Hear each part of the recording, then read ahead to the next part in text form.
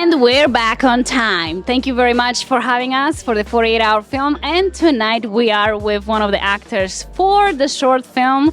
La Familia. Hello, my name is Daniel Mart. I was the lead actor. I portrayed Paul Mitchell, and I was also one of the writers for the film. Wow, that's impressive being an actor and a writer. So you wrote the movie for you as an actor? In a sense, yes. I mean, there was three writers in the room. It was me, the director Greg Rivera, and Stephanie Paul, who was also the other lead actress in the film.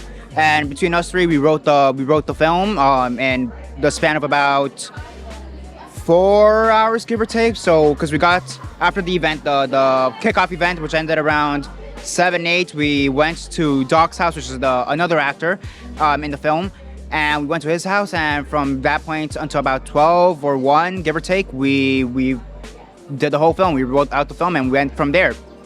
So what made you decide that's the plot and that's exactly what I want to write about out of all the ideas that come to your head? I think it was mostly just the fact that it was a consensus between all of us, that's what we all generally agreed upon at the end. That's what we all generally wanted to do at the end. Granted, we each still had our own different visions or ideas that we further expanded upon from there on out, but that's what we all felt safe with at a base level at the end. That's great. So what was one of the challenges that you would say that happened, because this is such a short time to make a film that makes sense and it's watchable? True. The biggest challenge, if I'm being honest, and I know a lot of people are going to say, oh, it's the time that's a challenge, or, figuring out the script or whatever. But I think the biggest challenge for us was making sure that every single person on the production, both cast and crew, was on the same page. And that their ideas, yes, we wanted to have their ideas be heard, but we also didn't want said ideas to distract us from the main narrative that we were trying to put forth with. And I think that was collectively our biggest challenges, because some people did have these ideas, and regardless if they were good or bad, at the end of the day, we were trying to keep this within this 7-minute constraint time, within this two-day film time. And you can't always accept everybody's ideas, because we have to get this done. We have to streamline this plot as much as we can. I think that was the biggest challenge at the end of the day. So because you couldn't constrain anybody's ideas, did you have any fights? Yeah. Always happens. Let's go with this. Some people had egos, and that's the nice version of what I was trying to say. That's what I'm trying to avoid right now. But simply put, some people had egos. Some egos are hurt. But when you're in this industry, forget the 48 for a second. When you're in this industry, yes, you can put forth ideas, but you also have to be able. You also have to be open to that criticism and acknowledge that your ideas can't always be the ones that are in the forefront, because sometimes that's the issue. Sometimes some of those ideas were only benefiting the one person instead of the team, and that was realistically that was the main issue. And regardless of 48 or not in any production, that's what you need to keep in mind. The ideas have to be for the team, not for yourself. So you say that all your team stayed together till the end? Here's the thing. Two of the people, we only needed them for a few hours, so they didn't stay for the end. We only needed them for the 3 or 4 hours that we needed them. So in that case, no, we didn't need them. But the bulk of the team, and also, here's the thing, define stay together, because at the end, like I said, egos were getting hurt because some people in the production weren't playing nice, so to speak. So that was really, we got to a breaking point. I'm not even gonna lie, we got to a breaking point. We stuck together, but it was more for the sake of the film rather than because we wanted to, if that makes sense. Everybody I worked with on this project, I've never worked with before. I have met a few of them maybe in past networking events, right, but this is the first time I've ever actually worked with them. And again, the majority of them, I would love to work with them again. But it's that one person that, thank you, I never want to see you again. Thank you, but not thank you. Okay, yeah. So if there was to be something that you learned from this 48-hour film, besides the thank you, not thank you, if there was something that you learned that you want to take with you that you wouldn't learn anywhere else because of the time frame, because of everything that happened, in such a short time, what would that be? I think the biggest takeaway with this, and it's not so much so that I learned this, it's more so it further reinforced this. It's the fact that you do need to have a real tight story and have a real good, clear vision of what you're doing.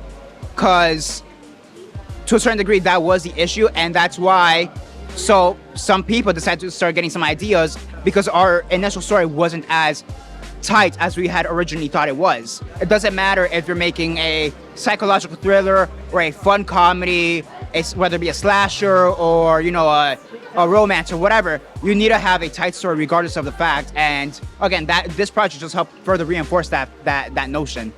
So you have to get to the point. You have to know the story and get to the point in a short time, because 48 hours makes it more challenging because you have less time to film, you have less time on the timeline. Yes. So that makes it really challenging in the editing process. I think if we're talking just for the 48, yes, you need to get your point across in that short time because we only get 7 minutes tops. Right. But I think if we're talking about filmmaking in general, you know, because some of us do make feature films. As long as you get to that point of the story, whatever that point of the story is, you need to have it come across by the end, the point and the message of the story. And again, this just helps further reinforce that notion. Making a regular film, you have different priorities Right. on how you deal with the production, with the people. Where your priorities changed during this time? I mean, here's the thing, because writing-wise, this is the first time I've collaborated with a group of people, because I'm a director and writer in my own right as well. So in the past, I've written my own scripts and I've sent it to some of my other friends who are also in the industry, say, hey, can you review this? What are your thoughts on this? You know, is the story tight? Can you give me notes, et cetera, et cetera, et cetera. In this case, since I'm working with a group of people, which I've never done before, I was listening to other people, so I had to take that in, and I think that kind of like scrambled my brains a little bit because I'm like, okay, I have to acknowledge the fact I'm working with other people in the writing process, which is something I don't usually do, and I think that's what threw me off to a certain degree. In that regard, my priority in general is have a game plan, and I think we didn't have the clearest game plan in that regard. And it doesn't just come down to the script; it comes down to I mean, granted, in this case, for the 48, it comes down to the script. But in general, it also comes down to making sure you have your locations, making sure you have your proper cast and a proper crew, make sure you have your props, your resources, the budget, et cetera, et cetera, et cetera. And that's how I always like working on making sure I have a proper game plan from finish to end. Right. If you were to do this again, would you do it again? Yes, I would do the 48 again. I've done it in the past. This is my 4th year doing it. Okay. I did it in 2017, 2018, and 2019, so right before the pandemic, and then I'm back here now. So yeah, I would return again. I think I would just make sure that the people I'm working with, I know them better, and know I can work with them. Because even compared to the other 48 challenges, I knew who I was working with, I knew who my team was, and I've worked with them in the past. Again, this is the first time I went like completely blind in that experience. Why did you decide to do blind? I mean, to a certain degree, it's because has to do with the fact that the industry right now in South Florida is ever changing. There's a lot of new faces, especially after the pandemic. So I'm trying to network with new people, and have those new opportunities I can work with. And like I said, everybody else on this production, I would love to work with again, that one person aside. So I mean, at the end of the day, that still is a positive. Don't get me wrong. And right now, this whole year, 2023, the industry has started to open up a lot more now that's in this post-pandemic world. So I'm meeting a lot of new faces, reconnecting with a bunch of old faces and kind of going from there. Yes. What was your reaction to the audience's reaction when seeing your film? I was genuinely surprised because of the issues we had, we legitimately thought that the film wasn't gonna be up to par. And to a certain degree, everybody on the production did still think that it wasn't up to par.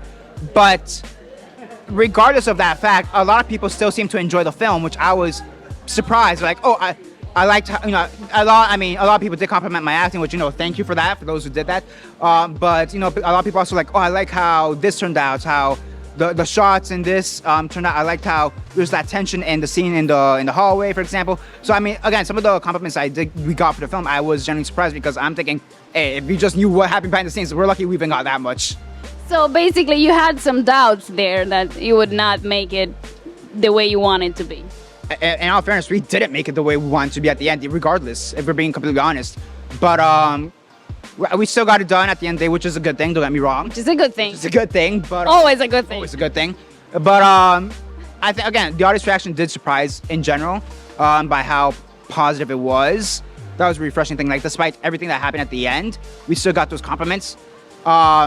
This, you know, and that's really, I think that's the most surprising thing about it. All right, I guess we got it all setting up. Thank you very much for your input on your film, and we're glad to have you here, and we will be glad to have you next time again to try. Besides the little the issue. issues, you know, problems happen all the time, but we with a positive mindset, and you give people a chance. You never know. Exactly. In life, things happen for a reason. Like one of the film titles here was called "It Is What It Is." It is what it is. So that on that note, thank you very much and good luck on the ratings.